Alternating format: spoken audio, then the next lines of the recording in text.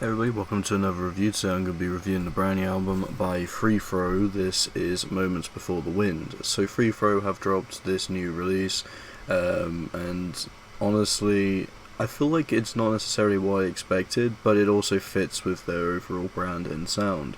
I like the band sort of dive into nostalgia. I like how the band has a lot of songs that reference Pokemon, and they still continue that with some references here, such as MissingNo and Floroma Town, which is a reference to the Flower Town from Pokemon Diamond and Pearl. Honestly, I really enjoy bands that dive into this sort of stuff. One of my fascinations with bands like Origami Angel, and I just feel like it's a cool way that brings in childhood nostalgia while giving it a cool, fun rock spin, and I appreciate that. Free Throw's kind of change a little bit on here is that while they've always played with Midwest's emo into their sound, they've normally put in a post-hardcore level of energy to it, with a bit of screamo as well, as it does kind of play into harsher vocals for a lot of earlier works, like Those Days Are Gone.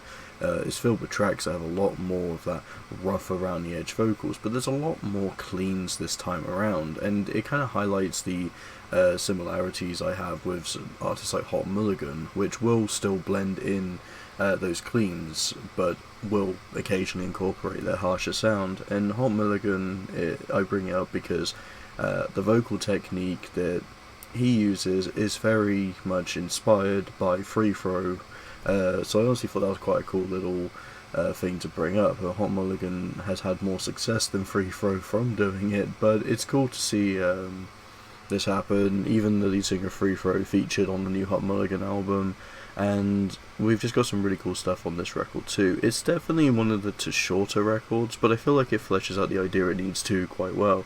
It brings out some fun riffs, it has some very catchy melodies. Matter of fact, with less of the aggression, it focuses more on making those melodies pop out and stand out more, which kind of gives it a little bit of an emo-pop sound here and there to its direction, but I think it generally plays into it very well. It does the job it needs to, and even the song with the feature, Mike Nolan's Long Weekend, that features Bad Luck, and I feel like they have a very cool sort of sound going for this one. I just feel like the problem I have with this record is it's definitely not popping out with some of the most creative work. The guitar work is just kind of what you'd normally expect from Free Throw, but there's not really anything that reels you in for overall an amazing time. There's still some songs that do that. The need for a post-credits scene is definitely a highlight, and some of the tracks later on as well.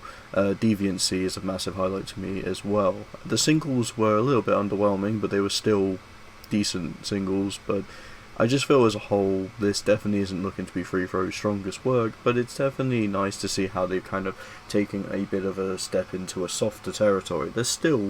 You still get elements of their kind of classic sound, but most of it is kind of towards this Midwest emo rock direction, if anything, and I don't think that's bad, but I just feel like Free Throw have explored their own kind of direction a bit better on previous releases. This is the first release we had in a little while as well, so coming from the fact we didn't really have an album since Lessons That We Swear to Keep, which was only less than 3 years ago. I don't know why I thought that it was actually What's Past Is Prologue was the latest.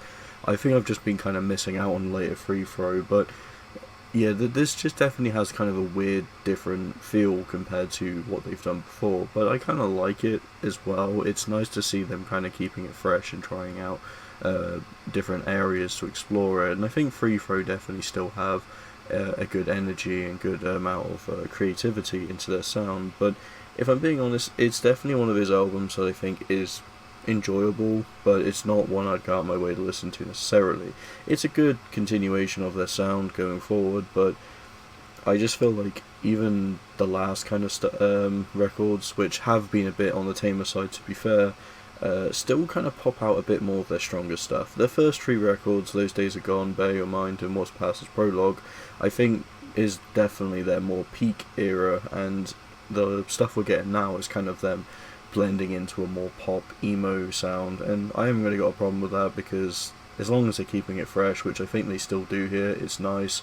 but it's definitely not the band's best work, I can say at least. So I don't really know what I wanted to give this, because it's definitely an inoffensive, enjoyable enough record, but I think as a whole, I guess the best thing I can do is give this a 3.5 out of 5. I enjoyed it, I still think it's a pretty solid listen, but definitely not one of the most impressive free throw releases. So hope you all enjoy, thanks so much for watching, and see you in the next video.